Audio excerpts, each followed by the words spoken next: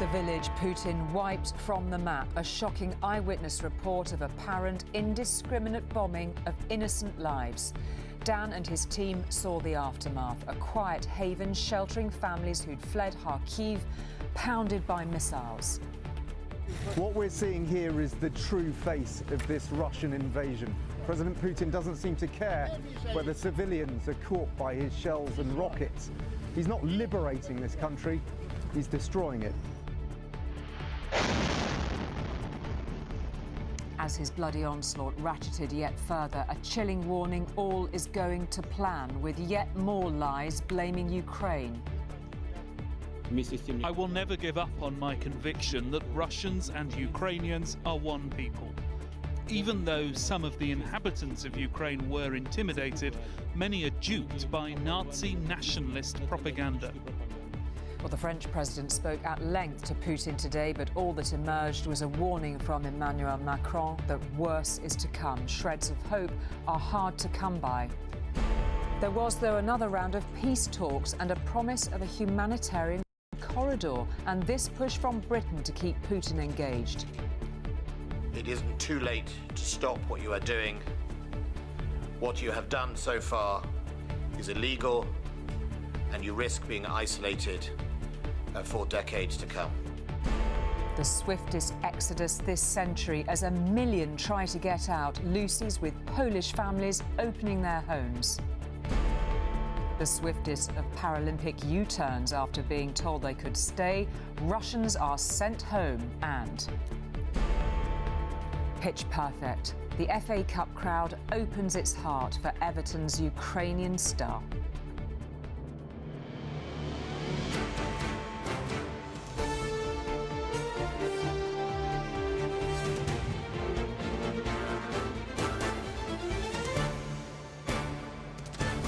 This is ITV News at 10 with Julie Etchingham. Good evening. Like 1,000 other villages in Ukraine, Yakivlivka and its people wanted only a peaceful life to get on with their neighbours and other nearby villages not so far from the Russian border. After overnight shelling by Russian forces, little of Yakivlivka is still standing as Dan Rivers and his team were shocked to discover families had fled there for safety, homes thrown open to shelter mothers and children. There was no sign of any military installations, and yet still Putin's forces came for them. 4 separate salvos of missiles wrecking houses, their sitting rooms, kitchens and gardens obliterated, and in their wake distressing scenes as we are about to show, and a death toll as yet uncertain. At first glance, it appears a peaceful sanctuary, which is why those bombed out of Kharkiv sought refuge here. But a closer look shows the village of Yakivlivka was anything but safe. Last night it was devastated by what locals say were 4 Russian airstrikes, and this was the result.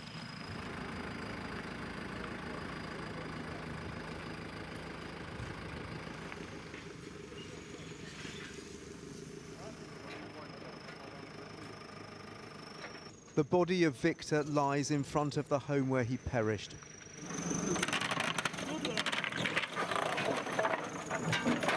As firemen search for that of his wife Oksana, still buried under its ruins. What we're seeing here is the true face of this Russian invasion. President Putin doesn't seem to care whether civilians are caught by his shells and rockets. He's not liberating this country, he's destroying it. There is no hearse for the bodies. 1 week on, and this war has already robbed the dead of their dignity and left the living seething with fury. Putin, you should die, he says. In Natasha's garden, they're sifting the rubble for anything worth salvaging. She was sheltering 9 people in her home, including several young children. Their car had been shot as they ran the gauntlet from the city. And 2 children were here. She shows me where they were sleeping when the first missile hit. The shockwave ripped through every room, lacerating them all with glass. The children escaped without major injury. Это так страшно. Война – это очень страшно. И пусть матеря, которые которые не понимают, которых нет информации в России, что здесь творится. И их детей тоже здесь убивают. Их убивают здесь детей. Они пушечное мясо, мы пушечное мясо, они пушечное мясо. Ребята, надо... В стране, в мире должен быть мир. Люди должны жить, а не разбирать завалы. Мы же не должны разбирать завалы. Где жить? Как жить? Это же страшно. У нас Яковлевка находится длинная. Это очень страшно. Длинный ров. Across the street, a garden hewn apart by the impact. The blast so powerful it overturned cars. The crater so deep you could bury one inside it.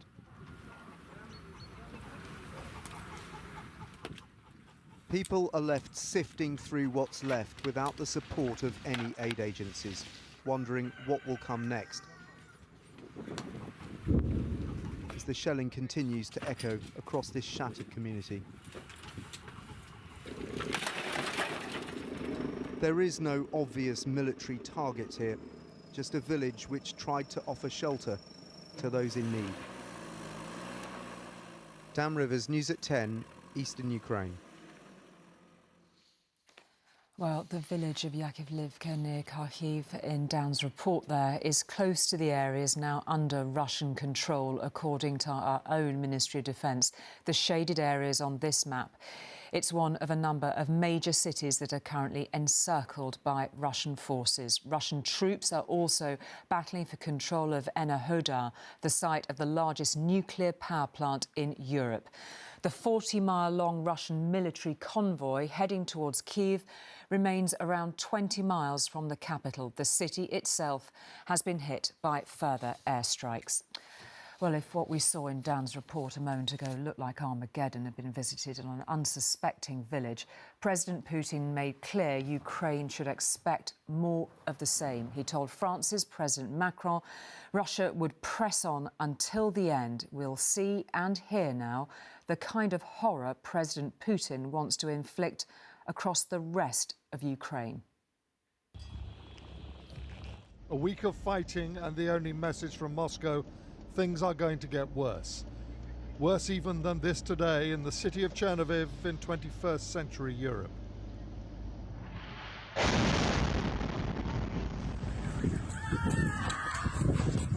This was a civilian area that contained civilians. The silence pierced only by the terrible screams of the injured. We won't, of course, show it, but there were many dead in this video. The children, she shouts. 33 people died in this one attack in Chernihiv. It will get worse even for the residents of Kharkiv, who must go outside to get food and supplies all the time, risking this.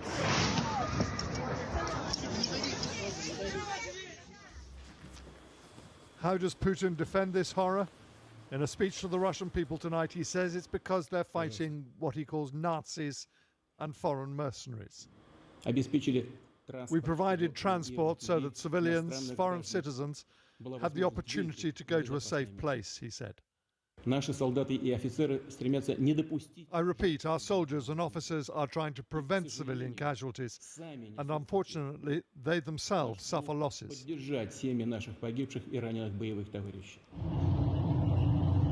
The southern city of Kherson is the first to fall to the Russians. Armoured vehicles and troops now pictured patrolling the streets, the mayor telling residents to obey Russian rules. They're telling people to stay inside, shooting in the air. Zanish Hussein showed us by Skype the view outside his apartment window.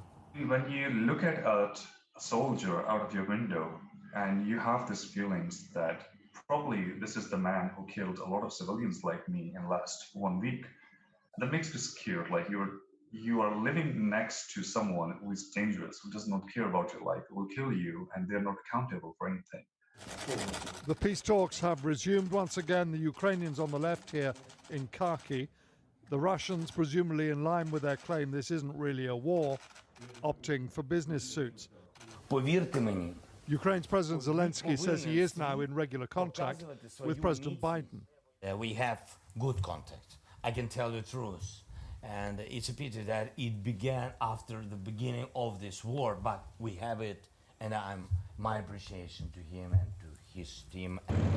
The Russian Defense Ministry has released more video of troops and armor streaming towards Kiev. Of course, much of their advance doesn't look like this. It's bogged down or broken down. But even so, it will get there. And when it does, already in Kiev's western suburbs, civilians and their buildings are learning what it's like to be in the path of a Russian military advance. As they are in the southern city of Mariupol, now surrounded and bombarded, a population that is besieged by these heavy artillery pieces. This is no precision war.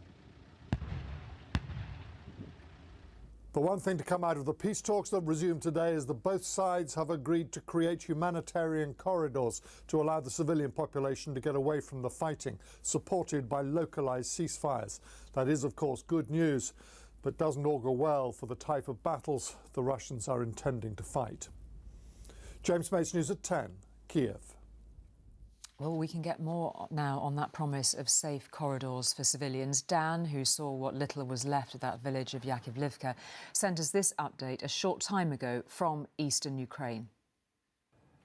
Well, while Ukraine and Russia are talking in theory about this idea of humanitarian corridors, what we've seen today on the drive up to Kharkiv is one operating in practice, really. The road was busier than we've seen it all this week. With thousands of people fleeing down that road, cars packed with children and families and every possession that they can take with them. That road, thankfully, so far has been spared any kind of violence. There are a lot of checkpoints on it, but people are able to get out, and perhaps this could now be a blueprint for the evacuation of other cities. But people clearly are leaving Kharkiv at the moment, realising that the window of opportunity may be very limited before the Russians completely encircle that city. Dan speaking to us a little earlier from eastern Ukraine. Well, in that scramble to get out, more than 1 million people have become refugees in a single week. That's a similar number to all the Syrians, Afghans and Iraqis who tried to reach Europe during the whole of 2015. Almost 50,000 have decided they're safer in Russia than Ukraine. Hungary and Moldova have each taken in around 100,000 refugees, and tens of thousands more are in Slovakia, Romania and other European countries. But the largest number of refugees, more than 500,000 so far, have crossed into Poland. Heading towards them, thousands of Poles, not just with supplies of essentials, but with offers of a home. I'm in black coat and my mom in grey and with a cat. I don't know. They had no idea what each other would look like or how they'd feel when they met. But they found each other anyway. Lives upended in a week of war. They brought what was precious to safety. We just need to start a new life and it's hard. A mother and daughter with all they could pack, en route to a home that's not their own.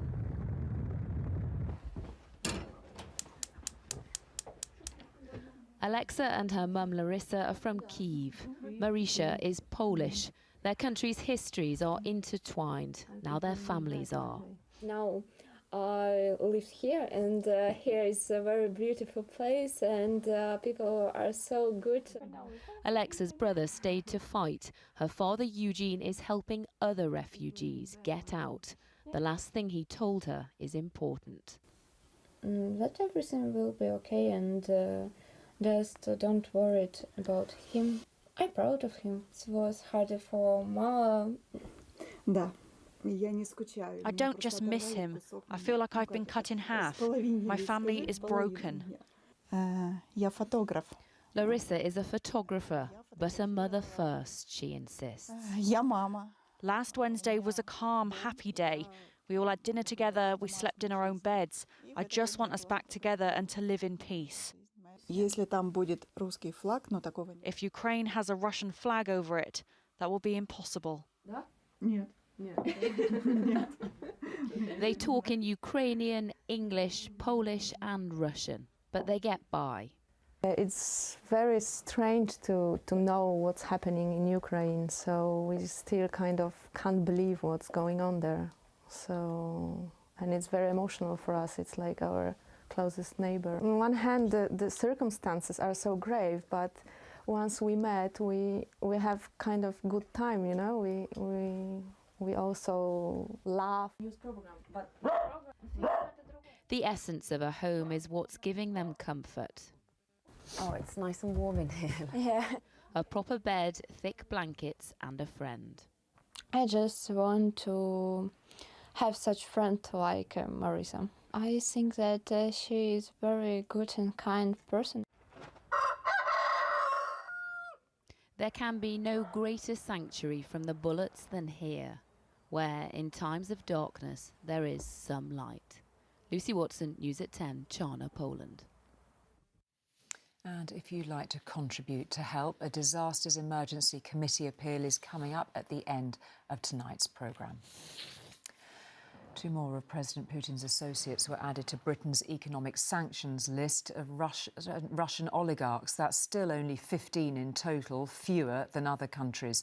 Labour and some Conservative backbenchers have already said there need to be more and quickly. The Foreign Secretary, Liz Truss, said the government won't stop there. From the start, the message from the British government was clear. Putin will stand condemned in the eyes of the world and of history. As the bombs fell and people fled, there was the promise of putting in place the severest package of sanctions the UK has ever put in its history. But not boots on the ground. And yet the bombardment intensifies. And so from Foreign Secretary Liz Truss meeting counterparts in Lithuania, we've been at the forefront in tightening the vice on the Kremlin through sanctions. And it's vital at this juncture that we keep our foot on the gas. But we need to go further. Tonight, 2 more Russian billionaires were sanctioned. Alisher Usmanov and Igor Shuvalov had their assets frozen and were banned from travelling to the UK. This is Usmanov's mega yacht, 156 metres long and worth £450 million. Shuvalov has 2 central London flats worth over £11 million. Property he will be cut off from and unable to sell. Roman Abramovich, who is trying to sell Chelsea, was not named. In total, Liz Truss has now targeted 13 oligarchs. Fewer, critics point out, than the EU's 25. Today, Britain also sent medical supplies, and the Defence Secretary travelled to Estonia to make this plea. And the message to President Putin is stop. It isn't too late to stop what you are doing. What you have done so far is illegal, and you risk being isolated for decades to come. But for many Ukrainians, it isn't enough. This civil society leader says if no-fly zones are impossible, then her country needs to be given anti-aircraft missiles alongside the weapons already sent. Ukrainians are grateful for the response that we are seeing. Yet, we are currently feeling that we are not protected. Russia is doing a high level of warfare on us, the level that we saw in the time of the Second World War, and our sky is unprotected. Unprotected from an increasingly brutal onslaught by Vladimir Putin. Anushka Astana, News at 10. Well, staying with sanctions, President Biden has tonight strengthened US sanctions further against Russia. Emma joins us now from Washington. What has the president been saying then, Emma? Well, he'd previously said that he would meet any Russian escalation with an American escalation, and he did that today. But unfortunately for Ukrainians, when America escalates, it escalates by making the lives of, rich Russians slightly more tricky. When Russia escalates, it costs the lives of Ukrainians. Today, President Biden said that he would put more restrictions, more personal sanctions on some of Russia's elite, including Dmitry Peskov, who is President Putin's spokesman. He also said that he would put travel bans in place on a number of very rich Russians that would stop them coming to the US for business or pleasure. In another development here in the US this afternoon, we understand that a hotline has now been put in place. It's between the US military and the Russian military.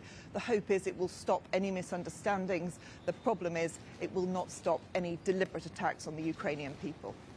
OK, Emma, thank you very much indeed for that. Well, I'm joined now by Robert in the studio to assess a week into this crisis where we are at, because very many people, whilst focusing their attention on the horror in Ukraine, have this sense that the world has shifted. This is a moment in history that has very practical outcomes for everybody, but just understanding our new reality is key. No, look, I agree that this is a huge moment. I mean, let's be absolutely clear. We hope that what we're about to go through is not as horrific as what the people of Ukraine are going through, although I guess we can't even be 100% certain about that. What we can be certain of already is that a very significant squeeze on our living standards, inflation that was taking off, what will feel like to many people like a pretty bad recession that was upon us before all this, as we came out of COVID, is going to get a lot worse.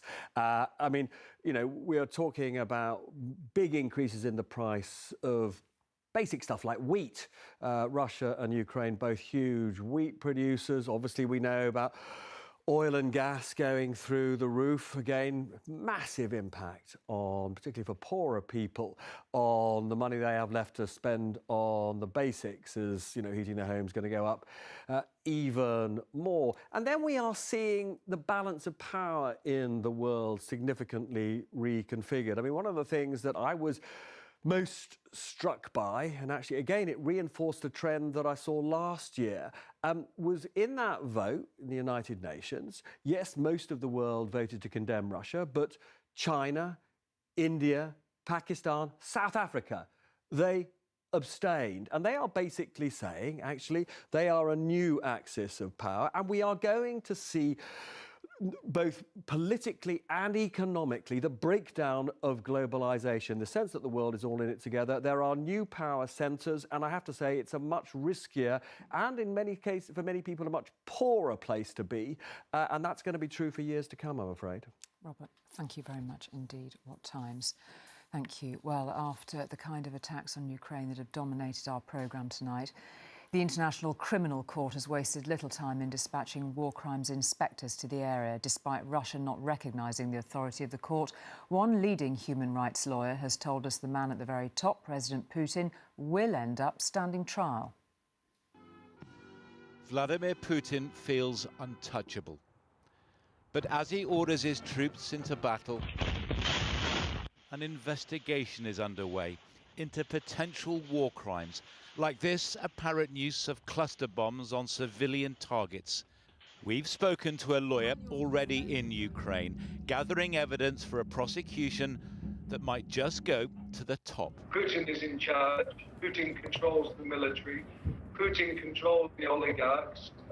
Putin controls the crimes on the ground. So I don't think there's any reason why you wouldn't go after Putin. Russia claims it's attacking military targets, but in the shattered city of Kharkiv, that's not how it feels. It's not true. Half of Kharkiv is now destroyed. From her shelter on a poor connection, Irina describes the terror they endure. When airplane is going over your house, it is very scary. And yet, after the destruction of the former Yugoslavia, it took years to track down and to put on trial Serbian leaders, Slobodan Milosevic, who died before a verdict was reached, and Radovan Karadzic, finally serving a life sentence for genocide. You can see the submunitions exploding there. I mean, this is a heavily civilianized area. Today, satellite technology and social media make it hard for war crimes to stay hidden. And we're able to get that footage, we're able to verify it, and we're able to handle and archive it in a way that international prosecutors will be able to fully use when the time comes. And they should therefore be able to track down the guilty. They should be able to track down the guilty. No legal process will stop the Russians in their tracks, but might it give their commanders, and perhaps some in the Kremlin, pause for thought? John Ray, News at 10. Well, if there was a gold medal for the fastest U-turn in sport, the International Paralympic Committee would surely be in contention less than 24 hours after it said Russian Paralympians could take part in the Winter Paralympics, albeit under a flag of convenience. The committee now says they can't. It was some about turn. Yesterday they were in, albeit as neutrals. Today, during final rehearsals for the opening ceremony, Russia and Belarus were kicked out, despite Paralympic bosses insisting that was never an option. So why? The situation in the athletes' village is escalated and has now become untenable. To the para-athletes from the impacted countries, we are very sorry that you're affected by the decisions that your government took last week in breaching the Olympic truce. Ever since the Russian delegation arrived, the British team and others have been lobbying to get them excluded, but they deny any behind-the-scenes threats of boycotts. We were obviously speaking to the athletes, and their focus, as you would expect, has been on finalising their preparation, finalising their training for the first competition starting on Saturday. So we didn't have any British athletes who told us they wouldn't line up against Russian or Belarusian athletes. Belarusian Paralympic medalist Yuri Holub, who is visually impaired, was due to take part in the Nordic skiing. He's heartbroken. Я в политику не влажу, потому что я в ней не разбираюсь, но я против войны, и мы все надеялись, что вот эти спортивные мероприятия, Паралимпийские игры, как-то примирят людей, как-то объединят, как-то укрепят дружбу, но, к сожалению, этого не произошло, и мы, конечно, очень расстроены. Russian Paralympic bosses have called today's decision monstrous and are appealing it in the courts. The chaos in Beijing that has dominated these games in the past few days is not over yet. Steve Scott, News at 10. Well, in Russia itself, opposition to what is being done in Ukraine is being suppressed on the streets and on their airwaves. Independent stations that refuse to toe the party line are being censored or shut down. Natalia is packing up in a hurry. She's an independent journalist who's asked us to protect her identity. We've changed her name. She's fearful for her life and is leaving Russia now. She's lived here since she was born, apart from 18 months in America. I have to run. I'm running for my life.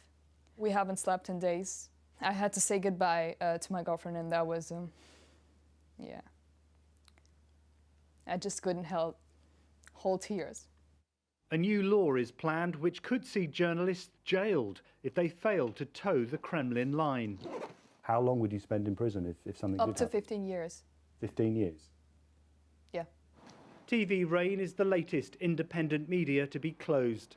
One of its journalists who fled the country says President Putin's actions are costing Russia dearly. Russia is a terroristic state on this stage, unfortunately. And what he has done is that he has ruined the lives of 140 million people who still live there. Across Russia, school children were given a virtual lesson today Мы поговорим о событиях на Украине. entitled Why the Liberation of Ukraine is a Necessity, telling pupils how to distinguish the truth from lies. But some aren't following the script. This week, Moscow police detained 5 children and 2 women who laid flowers at the Ukrainian embassy. Across the country, more than 7,000 people have been arrested during anti-war protests. Tomorrow, Russia's parliament will pass new stringent measures aimed at dealing with the crisis. They're expected to include a further crackdown on free speech and protests. The darkness which has descended over Ukraine is having consequences here as the Russian government tightens its grip like never before. Neil Connery, News at 10, Moscow. Finally, Everton's Ukrainian fullback Vitaly Mykolenko was made captain for in tonight's FA Cup match against non-league Boreham Wood, which Everton won.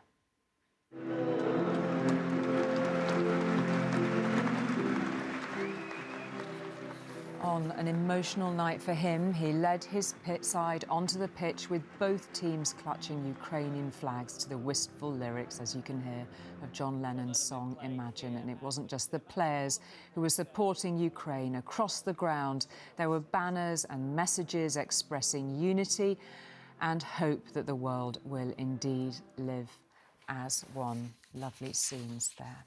That is it for tonight. The Disasters Emergency Committee appeal for Ukraine is next. Do watch that. Till tomorrow. Good night.